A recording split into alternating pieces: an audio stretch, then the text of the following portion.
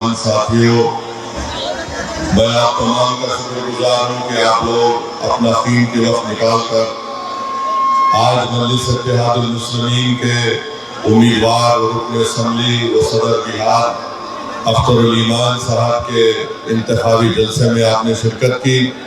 मैं आपका शुक्रिया अदा करता हूँ। शह नसीम पर तशरीफ फरमा मोहतरम अहमद दलाला साहब रुकन असम्बली हैदराबाद और यहाँ के जिम्मेदारान कौम और मिल्लत, बुजुर्गों और मेरे मजलिस रुफ़क़ा, मेरे अजीज दोस्तों और बुजुर्गों, मुझे आने में देरी इसलिए हुई, मौसम की खराबी की वजह से हमको गाड़ी से आना पड़ा,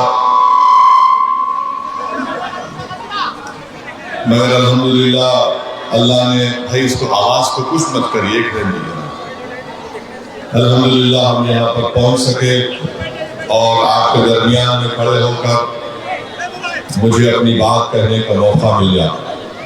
मेरे अजीज दोस्तों और बुजुर्गों, क्योंकि वक्त बहुत हो चुका है, मैं आपसे एक अहम बात करके यहाँ से रुखसत हो जाऊँगा।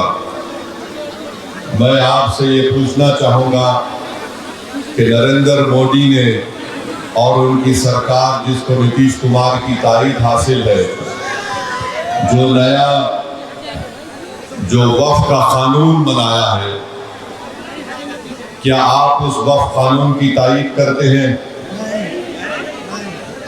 क्या आप उस वक्फ कानून की तारीफ करते हैं? कितने लोग नहीं तारीफ करते? हाथ उठाइए। अपने फोन की लाइट भी जलाइए, फोन की लाइट जलाइए ताकि मालूम हो सके कि हम उस वक्फ कानून की मुखालिफत करते हैं। यहाँ पर भी स्टेज पर सब लोग अपना फोन चालू करिए, लाइट जलाइए।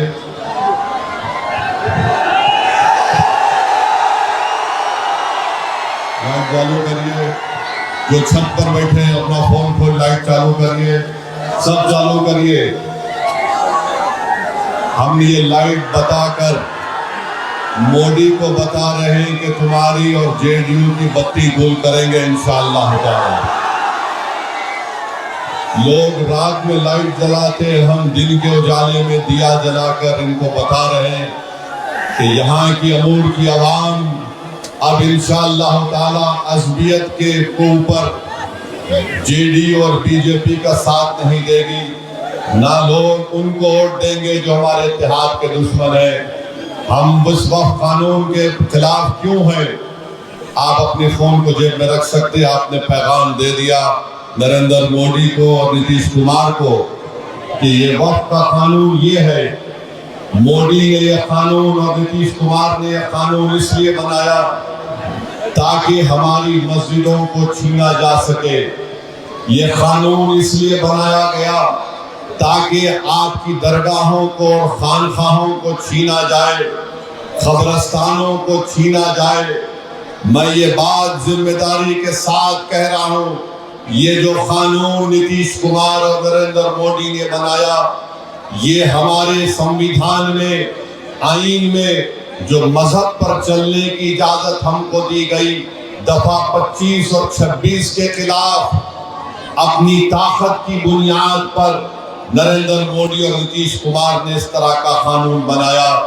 मैं अमूर की आवाम से अपील करने आया हूँ, याद रखो मस्जिद किसी की भी हो सकती है।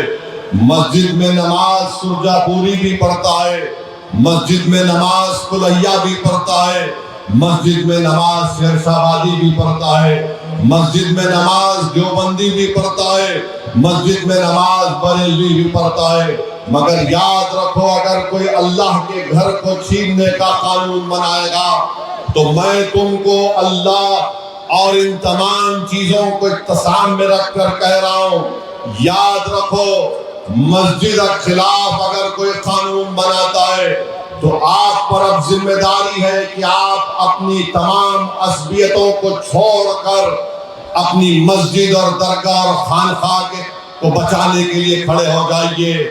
और बचाने का तरीका ये है अमूर की जनता, कि ये पैगाम आपको देना है कि जिसने हमारी मस्जिद को छीनने का कानून बनाया, हम उसको शिकस्त देंगे, वो हमारे वोट का हकदार नहीं है।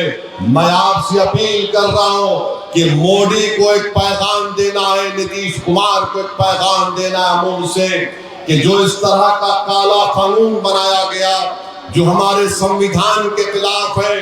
अरे बताओ, बिहार में हमारे हिंदू धर्म के बोर्ड है, वहां पर कोई गैर हिंदू मेंबर नहीं बन सकता, तो कैसे बिहार के वक्फ बोर्ड में एक गैर मुस्लिम को मेंबर बनाया जाएगा?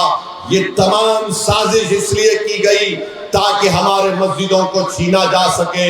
याद रखो मेरी इस बात को, मैं पार्लियामेंट में खड़े होकर मोदी और नीतीश कुमार के एमपी के सामने कहा ये काला कानून है, मैं इस काले कानून को फाड़ता हूं क्योंकि संविधान के खिलाफ बनाया गया है। मेरे अजीज दोस्तों और बुजुर्गों, मैं जिम्मेदारी के साथ कह रहा हूं, अगर तुम मजहबियत का शिकार हो जाओगे तो नीतीश कुमार और मोदी की कामयाबी हो जाएगी। क्या तुम उनको कामयाब करोगे या उनको नाकाम करोगे? मुझे बताइए।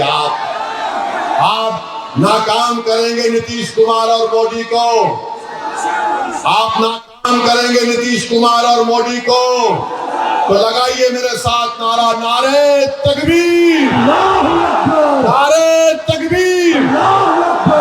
असबियत का शिकार मत होइए। याद रखिए, ये चुनाव इस बात को तय करेगा कि जो लोग ऐसा कानून बनाए हैं जिससे मस्जिदों को छीना जाएगा, जिसमें मुजरिम नीतीश कुमार भी है और नरेंद्र मोदी भी है।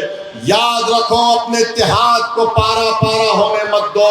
इत्तेहाद अगर कमजोर होगा तो इनकी हिम्मतें और हौसले बढ़ जाएंगे। ये संविधान के खिलाफ एक वक्फ के कानून को बनाकर हमारी मजहबी तशक्कुस को, हमारी मजहबी शनाख्त को छीनने की कोशिशें की जा रही हैं। जो पार्टी आज नीतीश कुमार का निशान लेकर आ रही है, मैं उनसे पूछ रहा हूं, तुम मेरे एक सवाल का जवाब दो, क्या तुम इस वक्फ कानून की ताईद में वोट हासिल करने आए हो? क्या मैं आज सीमांचल और अमूर में खड़े होकर बेबाकी के साथ कह रहा हूं कि मैं अमूर की जनता से कह रहा हूं कि वक्फ के कानून के खिलाफ तुमको वोट देना पड़ेगा। ये मामला अख्तरुल ईमान का नहीं है, ये मामला वक्फ की जायदादों को बचाने का है, ये मामला हमारी मजहबी शराफ को बचाने का है, ये मामला हमारी मस्जिदों को बचाने का है।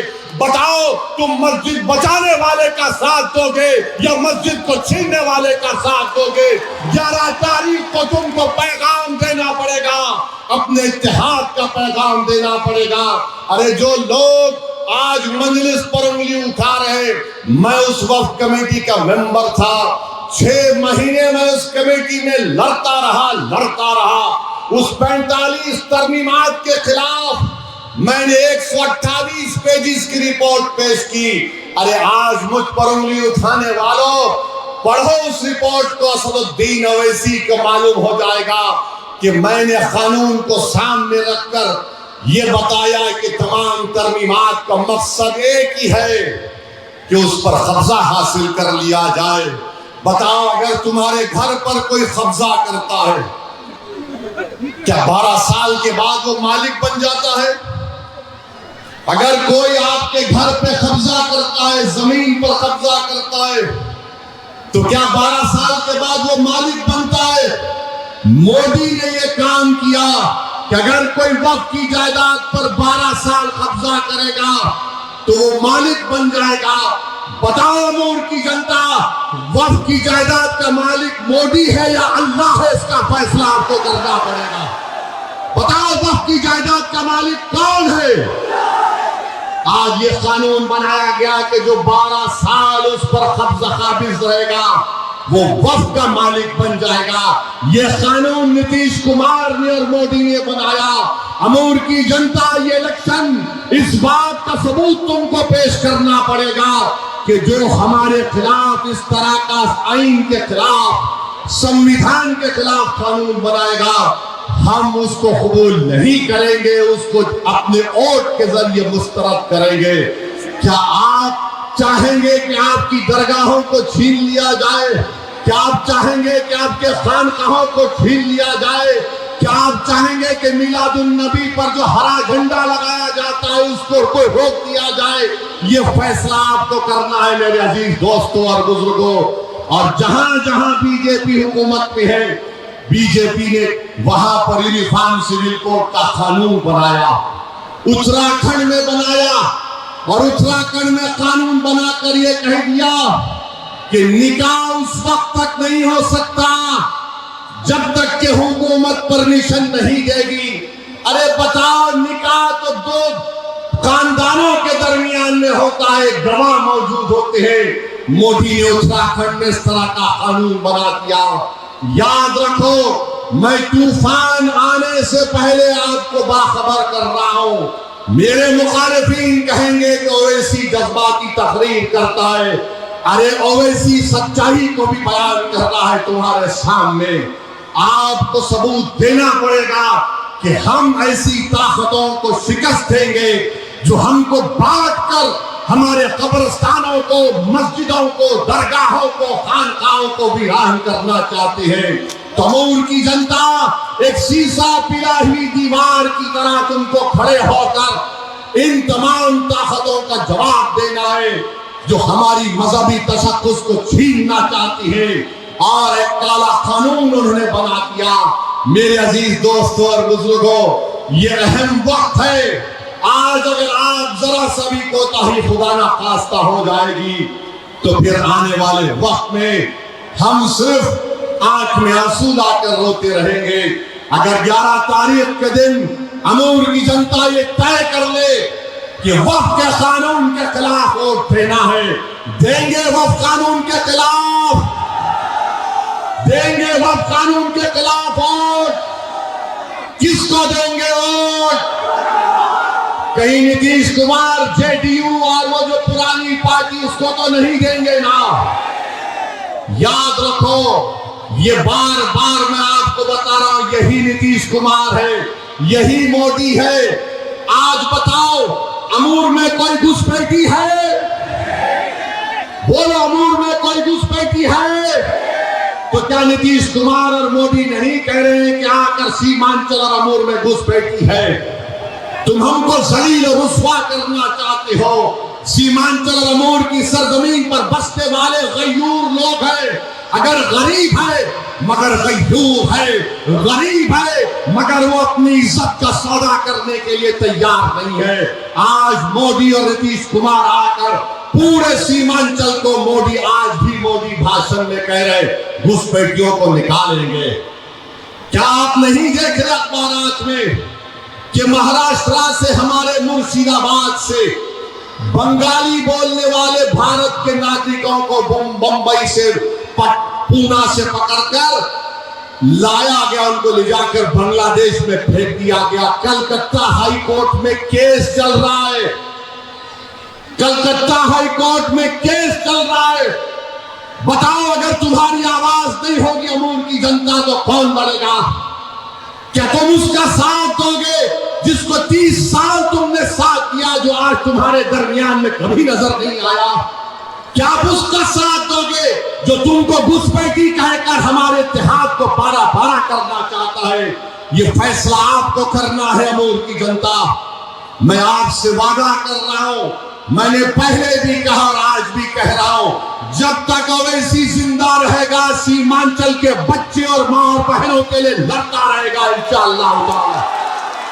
कोई दुनिया का माइका लाल मुझे बिहार और सीमांचल आने से रोक नहीं सकता। अरे मेरे मुखालिफिन जो कहते कह दो, मुझे कोई चीज का फर्क नहीं पड़ता, मगर एक बात तुमको जानना पड़ेगा कि आखिर अख्तरुल ईमान से इतनी दुश्मनी क्यों है? आखिर अख्तरुल ईमान से दुश्मनी क्यों है? दुश्मनी इसलिए है कि ये असेंबली में बहुत बोलता है। ये किसको कामयाब करना चाहती है? उनको कामयाब करना चाहती है जिनके आका उनको हुक्म देंगे कि खामोश, तो वो खामोश हो जाएंगे। मेरे भाई, आपको एक लड़ने वाले की जरूरत है, बोलने वाले की जरूरत है।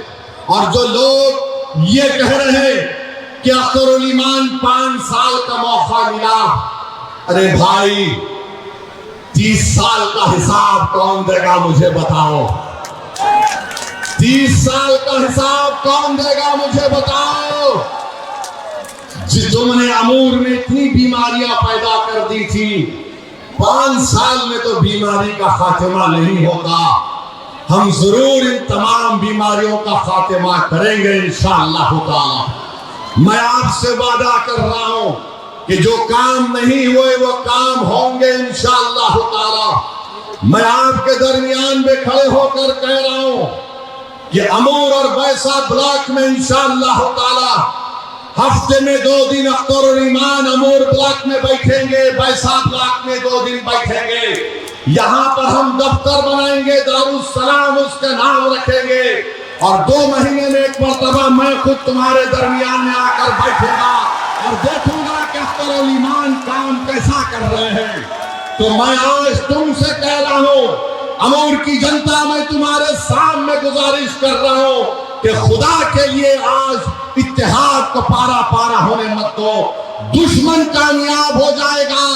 सुरजापुरी, कोलैया, शेरशाहबादी का मामला नहीं है। जिस जमीन का मालिक अल्लाह है, उसकी जायदाद के खिलाफ जो कानून बनाया, उस मोदी और जेडीयू के खिलाफ आपको एक ताकत बनकर 11 तारीख के दिन अपने के कौल का इस्तेमाल करना है। क्या आप मेरा साथ देंगे मेरे भाई? मेरी माँ और बहनों, आपकी दुआओं के और आपकी साथ की जरूरत है। मेरे बुजुर्गों, हमेशा आपकी सरपरस्ती की और दुआओं की जरूरत है।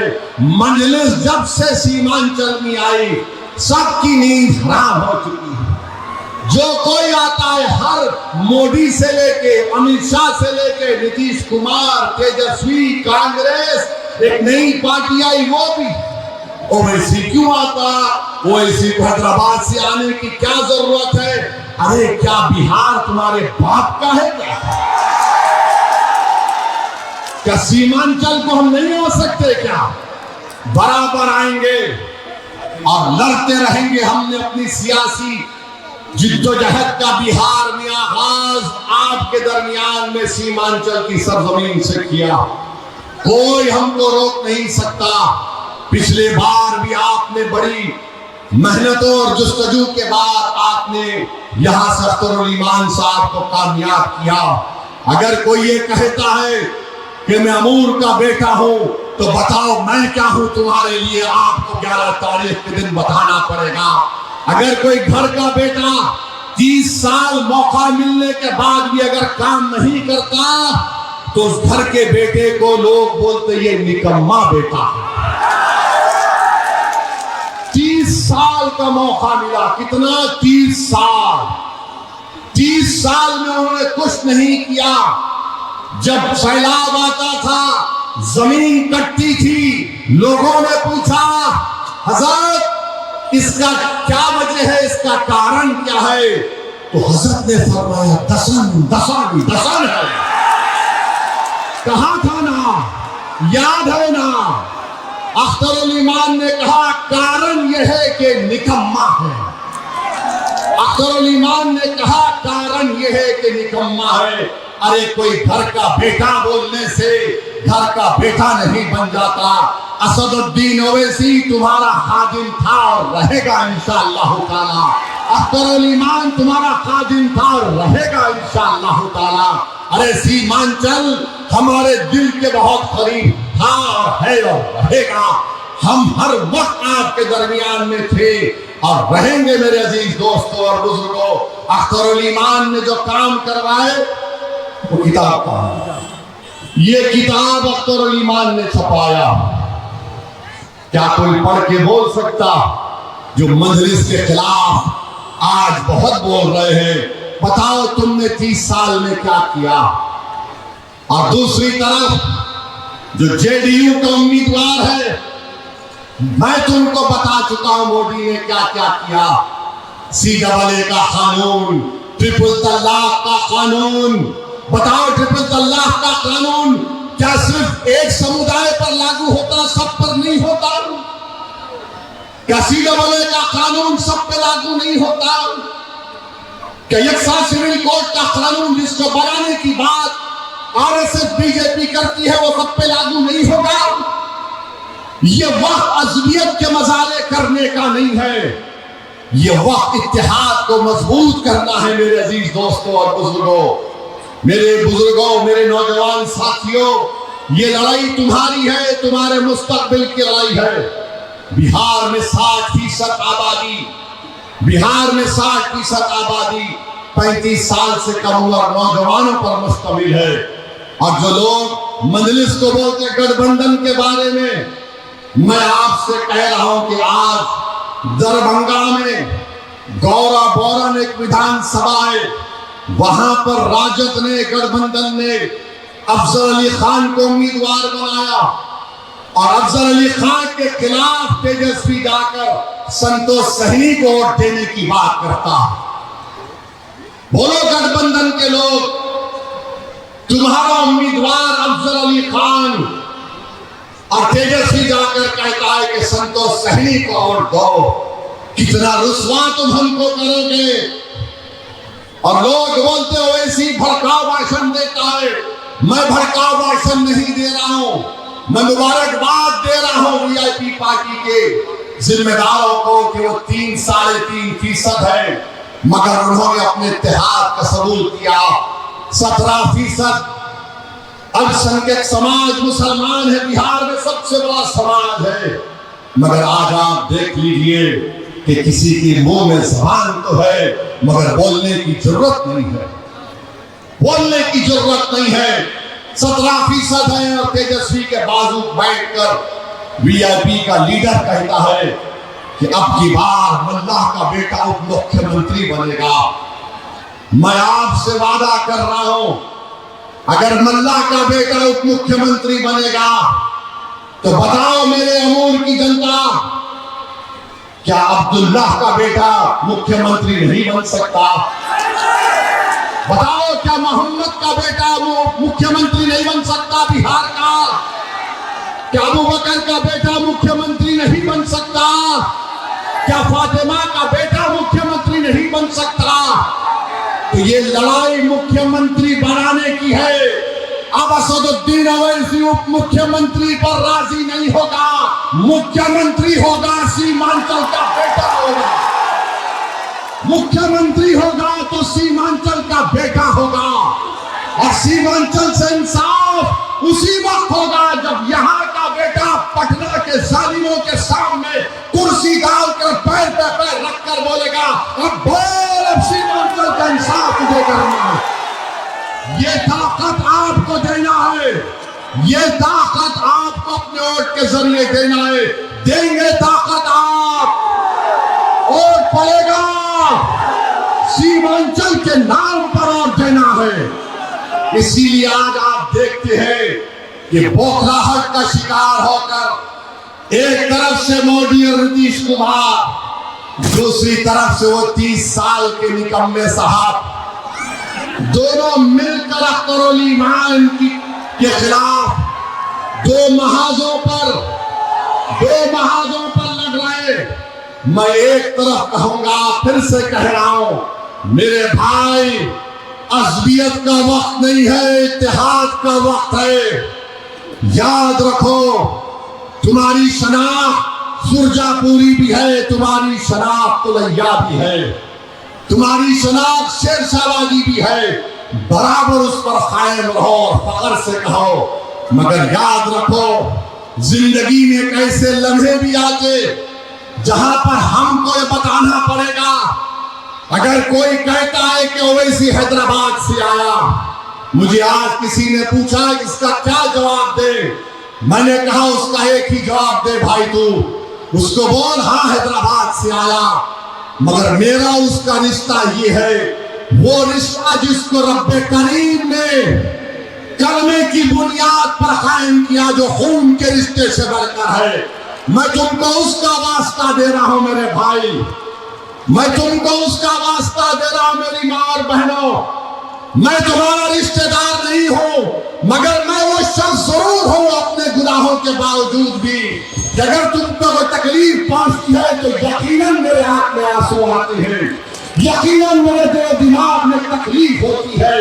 और मैं आज उसी तकलीफ को दूर करने के लिए मजलिस इत्तेहादुल मुस्लिमीन आपके दरमियान में आई। मेरे अजीज दोस्तों और बुजुर्गों, अपने इत्तेहाद को मजबूत करिए, डरने और घबराने की जरूरत नहीं है। मैं आपसे वादा कर रहा हूं, जितने काम इस विधानसभा में अभी होना बाकी है वो मेरी जिम्मेदारी है, वो मेरी जिम्मेदारी है। अगर वो काम नहीं होंगे तो 5 साल के बाद असदुद्दीन ओवैसी विधानसभा को तुम्हारे दरमियान में नहीं आएगा। मैं काम करूंगा इंशाअल्लाह ताला। अख्तर ईमान का हाथ पकड़कर, अख्तर ईमान का कान पकड़कर हम पूरे काम को मुकम्मल करवाएंगे जो 30 साल में निकम्मे ने पूरे नहीं किए। और याद रखो, जो जेडीयू का उम्मीदवार है वो मोदी का चेहरा है। जो जेडीयू का उम्मीदवार है वो मोदी का एजेंट है, जिसने हमारे वक्त के खिलाफ कानून बनाया। तो मेरे अजीज दोस्तों और बुजुर्गों, 800 करोड़ के काम अख्तर ईमान इस किताब में बता रहे कि 5 साल में हुए। इंशाअल्लाह ताला आपका साथ रहा तो इंशाअल्लाह 5 साल में उससे ज्यादा काम कराएंगे।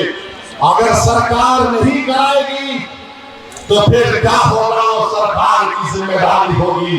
बहरहाल मेरे अमूल की जनता, आज आप यहाँ पर आए, आपका बहुत बहुत शुक्रिया। तो क्या आप 11 तारीख के दिन मोहम्मद के बेटे को मुख्यमंत्री बनाएंगे? क्या आप अब्दुल्ला के बेटे को मुख्यमंत्री बनाएंगे? क्या आप फातिमा के बेटे को मुख्यमंत्री बनाएंगे? याद रखो, ये उस दिन आपको अपने इत्तेहाद को दिखाना है। इत्तेहाद बताएंगे ना आप मुत्तहिद रहेंगे ना इंशाअल्लाह। हमारे साथ आज उठा कर कहिए, सीमांचल जिंदाबाद, सीमांचल जिंदाबाद, सीमांचल जिंदाबाद, पतन छाप जिंदाबाद, नारे तकबीर, नारे तकबीर। अल्लाह सलामत रखे आपको। अस्सलाम वालेकुम व रहमतुल्लाहि व बरकातहू।